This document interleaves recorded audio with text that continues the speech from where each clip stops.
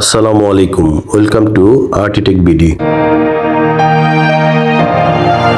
আপনারা অনেকেই বলেন যে জিডি করতে টাকা লাগে, অনেক ঝামেলা, থানায় গেলে হয়রানি হতে হয়। এই কথাগুলো সবসময় শোনা যায়, কিন্তু আমি যদি বলি জিডি করতে আপনাকে থানায় যেতে হবে না, আপনি আপনার মোবাইলেই ঘরে বসে জিডি করবেন।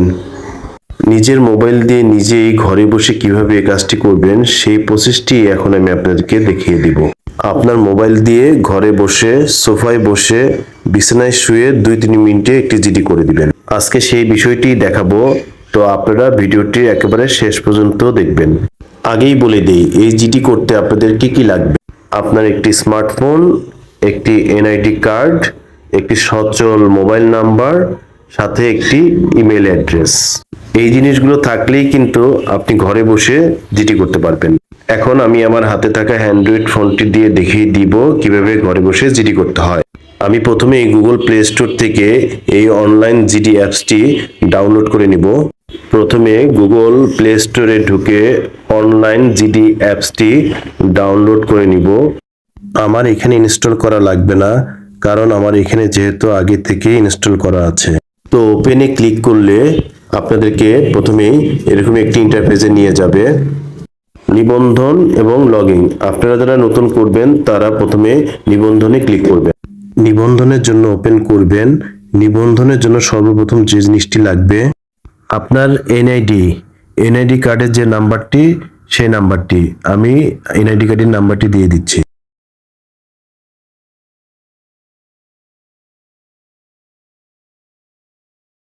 এনআইডি কার্ডের নাম্বার দেওয়া হয়ে গেছে। তারপর জন্ম তারিখ লাগবে, জন্ম তারিখ দিয়ে তারপর ওকে দিলে আপনার এখানে পরিচয়টা যাচাই হবে। আপনার সার্ভারে যেটা দেওয়া আছে সেখান থেকে আপনার পরিচয়টি যাচাই করবে। নাম, ঠিকানা, পিতার নাম, মাতার নাম সঠিক আছে এখানে। সঠিক হলে, এখন সঠিক তথ্য হলে এখানে ক্লিক করবেন। এরপর আপনাদেরকে ছবি তুলতে হবে। একটু সময় নেবে, যেহেতু ফেস পরিবর্তন হয়ে যায় তাই একটু সময় লাগে। এখানে হতাশ হওয়ার কিছু নেই। সময় নিলে আপনি একটু সামনে পিছনে ডানে বামে করলে আপনার ছবিটি নিয়ে নিবে। এখন কাজ হচ্ছে মোবাইল নাম্বার দেওয়া। তো আমি এখন আমার মোবাইল নাম্বারটি দিয়ে দিচ্ছি।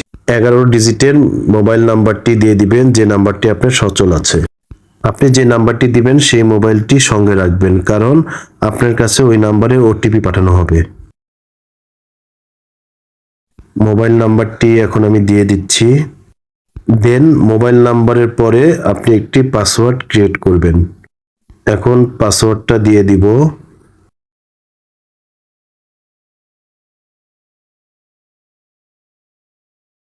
পাসওয়ার্ডটা দিয়ে পাসওয়ার্ডটা নিশ্চিত করার জন্য আরেকবার দিয়ে দিবেন।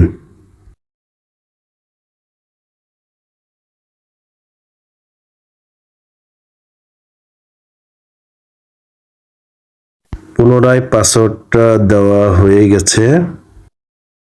এখন এখানে আমরা অ্যাকাউন্ট তৈরির জন্য ক্লিক করব। আপনার প্রি রেজিস্ট্রেশন সফল হয়েছে। এখন মোবাইল নাম্বার ও পাসওয়ার্ড দিয়ে লগইন করুন। এখন আমাদেরকে লগইন করতে হবে। লগইন করার জন্য যে ফোন নাম্বারটা দিয়ে রেজিস্ট্রেশন করা হয়েছিল সেই ফোন নাম্বারটি আবার এখানে দিতে হবে। সেই নাম্বারটি এখন আমি আবার এখানে দিয়ে দিচ্ছি। এখন আপনারা এখানে যে পাসওয়ার্ডটি দিয়ে অ্যাকাউন্ট ক্রিয়েট করেছিলেন সেই পাসওয়ার্ডটি দিয়ে দিবেন।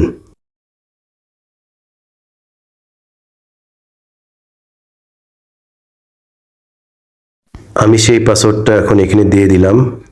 পাসওয়ার্ডটি দেওয়া হয়ে গেলে এখন আমরা লগইন এর জন্য এখানে ক্লিক করব। লগইন এ ক্লিক করার পর পারমিশন চাইলে অ্যালাউ করে দিবেন। এখন রেজিস্ট্রেশন হওয়ার জন্য আপনার ঠিকানা অটোমেটিক্যালি চলে আসছে। আপনারা শুধু চেক করে দেখবেন সব ঠিক আছে কিনা। এখানে কিন্তু সবই চলে আসছে, জেলার নাম, থানা, ইউনিয়ন, গ্রাম, এমনকি পোস্ট কোডও। এটা আপনার মিল হবে। যদি মিল না থাকে তাহলে ডান পাশে অপশন থেকে আপনারা সঠিক করে নিতে পারবেন। এখানে ঠিক আছে যেহেতু, নেক্সটে চলে যাই। এখানে আবার আপনাদেরকে দেখাবে NID number, date of birth সব ঠিক থাকলে কনফার্ম হলে নেক্সটে যাব। এখন এখানে একটা সিগনেচার দিতে হবে। ওকে, তাহলে এখানে সিগনেচারটা দিয়ে দিব। এখন সংরক্ষণ করব। ওকে, দেন পরবর্তী বাটনে ক্লিক করে দিব। এখানে আপনাদের ওই মোবাইল নাম্বারটি আবার দিয়ে দিতে হবে, তারপরে মোবাইল অপারেটরটি সিলেক্ট করে দিবেন। এরপরে আপনারা আপনাদের একটি ইমেল অ্যাড্রেস দিয়ে দিবেন। তো আমি আমার ইমেল অ্যাড্রেসটি এখানে বসিয়ে দিলাম।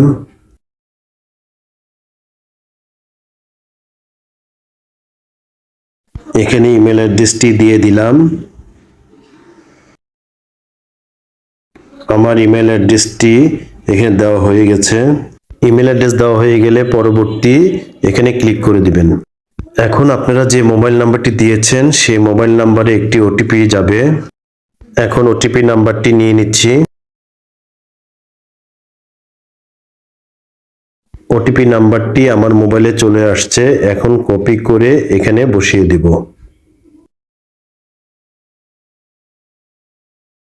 ওটিপি দেওয়ার পরে ওটিপি ভেরিফাইড হয়ে গেলে এখন আপনারা লগইন এ ক্লিক করবেন। ফাইনালি কিন্তু আপনাদের রেজিস্ট্রেশন কমপ্লিট হয়ে গেছে। এখানে এখন আমরা মোবাইল হারানোর জিডি করে দেখাবো। আমরা হারানোতে ক্লিক করলাম। যানবাহন আছে, মানুষ আছে, কম্পিউটার, মোবাইল, ডকুমেন্টস, কার্ড সমূহ এবং অন্যান্য আছে। আমরা যাব যেহেতু মোবাইলে, তো মোবাইলে ক্লিক করলাম।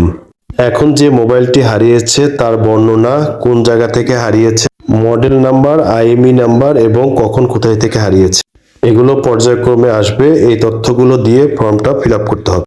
এভাবে একটার পর একটা তথ্য ফিল আপ করে সাবমিট করে দিবেন, তাহলে কিন্তু আপনার সংশ্লিষ্ট থানায় চলে যাবে।